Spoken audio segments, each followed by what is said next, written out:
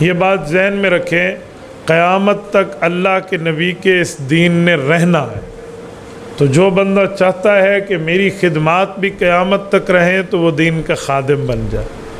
ہم دین کو free of cost services provide کریں گے، دین کو بغیر کسی لالچ کے اپنی خدمات حوالے کریں گے۔ اگر یوں ہوگا تو بات بنے گی۔ اور یہ بات ذہن میں رکھیں کہ عرصہ دراز کیوں نہ گزر جائے، صدیاں کیوں نہ گزر جائیں، اگر بندہ صرف نیکی کا ارادہ بھی کرے اور وہ نیکی کر نہ پائے تب بھی اللہ اس کی نیکی کی قدردانی فرماتے ہیں۔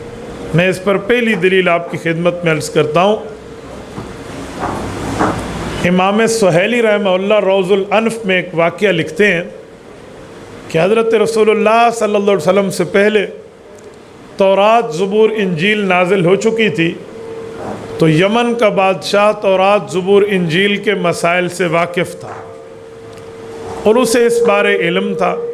اس نے علماء سے سنا اور سمجھا، تو حضور پاک علیہ السلام کی پیدائش سے تقریباً 200-300 سال پہلے اس بندے نے اللہ کے رسول صلی اللہ علیہ وسلم کی آمد کی خوشخبری کے طور پہ حضور کے نام ایک خط لکھا، اور وہ خط اس نے وصیت در وصیت کہا کہ یہ لوگ لے لیں، یہ وفات پا جائیں تو بعد والے لے لیں، وہ وفات پا جائیں تو بعد والے لے لیں، تاکہ ان تک یہ چیز پہنچ جائے۔ اچھا، جب یہ اس نے لکھا تو اشعار تو 6 ہیں، میں اس میں سے ان کی نیکی کی ایک بات کرتا ہوں اس بات کو سمجھانے کے لیے۔ اس نے کہا تھا، شہدت علی احمد انہ رسول من اللہ باری النسم، کہ میں گواہی دیتا ہوں دل سے کہ آپ وہی احمد صلی اللہ علیہ وسلم ہیں جن کی خوشخبری حضرت عیسیٰ نے دی ہے کہ انہیں اللہ نے رسول بنا کے بھیجنا ہے۔ فلو مد عمری الی عمری، اے کاش میری عمر آپ تک لمبی ہو جائے۔ لکنت وزیر اللہ وابن عمی، میں آپ کا وزیر بھی بنوں گا، چچا زاد بھائی بھی بنوں گا۔ وجاہدت بالسیف اعداءہ، ضرورت پڑی تو آپ کے لیے تگ و دو کرتے ہوئے آپ کی حفاظت پہ تلوار بھی چلاؤں گا۔ وفرجت عن صدرہ کل غمی، اپنے آپ کو پیش کروں گا، حضور کے سینے کو بچا لوں گا۔ اس میں ایک لفظ صرف قابل غور آج کی بات کے حوالے سے میں عرض کر رہا ہوں۔ اس نے کہا لکنت وزیر اللہ وابن عمی، کہ میں آپ کا وزیر بنتا، چچا زاد بھائی بنتا۔ اس کے 2 مطلب بظاہر بنتے ہیں۔ ایک مطلب تو یہ ہے کہ وزیر چچا زاد بھائی کیسے بنے گا، ان کی تو قوم ایک دوسرے سے جدا ہونا اور لازم ہونا، اکٹھا ہونا تو نہیں ہے، ہر بندہ دوسرے کا چچا زاد بھائی تو نہیں بن سکتا۔ آپ اور مجھ میں جتنا پیار کیوں نہ ہو، لیکن میں چاچے کا بیٹا تو آپ کا نہیں ہوں، ہماری قومیں جدا ہے، تو وہ شاہد طبہ حضور کے چاچے کا بیٹا بننے پہ تیار کیوں ہے، اس کی وجہ کیا ہے؟ تو پہلا جواب یہ ہے کہ وزیر تنخواہ لیتے ہیں اور اپنے بندے فری کام کرتے ہیں، تو وہ کہتے ہیں لکنت وزیر اللہ، آپ کا وزیر بنوں گا، وابن عمی، آپ کا خاندانی بن کے کام کروں گا، تنخواہ نہیں لوں گا۔ اور دوسرا مطلب کہ خلافت راشدہ میں حضرت ابوبکر، عمر، عثمان حضور پاک علیہ السلام کے وزیر ہیں، اور حضرت علی رسول اللہ کے چچا زاد بھائی ہیں۔ تو جیسے حضور پاک کی نشانیاں تورات، زبور، انجیل میں تھی، ویسے خلفاء راشدین کی بھی تھی، جس کو سورۃ فتح آیت نمبر 26 بتاتی ہے، ذالک مثلہم فی التوراۃ و مثلہم فی الانجیل، کہ صحابہ کی بھی اور حضور کی بھی نشانیاں تھیں، تو اس نے تورات، زبور، انجیل سے پڑھا تھا، اس لیے اس نے کہا کہ میں آپ کی خلافت راشدہ کے طور پہ آپ کی خدمات سر انجام دوں۔ اس سے ایک بات سمجھ آتی ہے کہ دین کی خدمت کے لیے جذبہ پیش کرو۔ جب اس نے پیش کیا، اس کی عمر حضور تک نہ لمبی ہو سکی، اس کی ملاقات رسول اللہ سے نہ ہو سکی، وہ صحابہ کرام کے دور تک نہ پہنچ سکا، لیکن اس کے جذبے کو آج بھی امت سلام پیش کر رہی ہے۔ ہم چاہتے ہیں کہ ہم دین کو اپنی خدمت پیش کریں، تو خود ہمیں بطور ادارہ، بطور ارادہ آگے آنا ہوگا، بطور جماعت آگے آنا ہوگا۔ آج آپ حضرات کی یہ ملی کوششیں، یہ جذبے، یہ خدمات اللہ کی رضا اور رسول اللہ کے تحفظ کے لیے ہونی چاہیے۔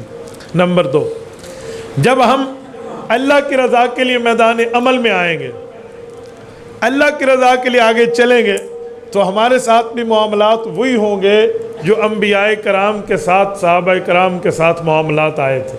وہ کیا تھا؟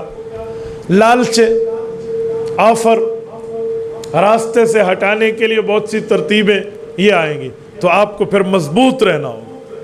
میں نام نہیں لیتا، میڈیا کے ذریعے پھر لوگوں تک پہنچتا ہے، میں اس لیے راز رکھتے ہوئے کہہ رہا ہوں۔ اللہ کی عزت کی قسم میں ایسے نوجوانوں سے واقف ہوں جو مجھے کال کر کے کہتے ہیں کہ سر ہم نے توبہ کی ہوئی ہے گناہ سے، فلاں بندہ کہتے ہیں میں 50,000 کا موبائل تحفہ دوں گا اگر یہ گناہ کا مکالہ کر لے تو، فلاں مجھے کہتے ہیں 25,000 کا میں آپ کو تحفہ دوں گا اگر یہ زنا اور گناہ کا مسئلہ کر لے۔ کہ سر اللہ کا کرم ہے میں نے 75,000 روپے کی آفر ٹھکرائی ہے لیکن گناہ نہیں کیا۔ یہ آفر آئیں گے، پھر یہ معاملات ہوں گے، یہ تکلیفیں آئیں گی۔ کیوں؟ جب آپ دین کے لیے نکلیں گے تو یہ لالچ تو اللہ کے رسول کو بھی دی گئی تھی، یہ لالچ تو صحابہ کرام کو بھی دی گئی تھی، لیکن انہوں نے اس لالچ کو ٹھکرایا ہے، انہوں نے دین کے اوپر عمل کیا، لالچوں کو ختم کر دیا۔ حضور پاک علیہ الصلوۃ والسلام کو آفر ہوئی تھی نا کہ آپ کو عورت چاہیے تو خوبصورت لڑکی آپ کے بستر کی عزت، آپ کو دولت چاہیے تو خزانے آپ کے قدموں میں ڈھیر، آپ کو حکومت چاہیے تو حکومت آپ کے لیے تادم عزیز تم قبول کرنے پہ تیار ہو جائیں گے۔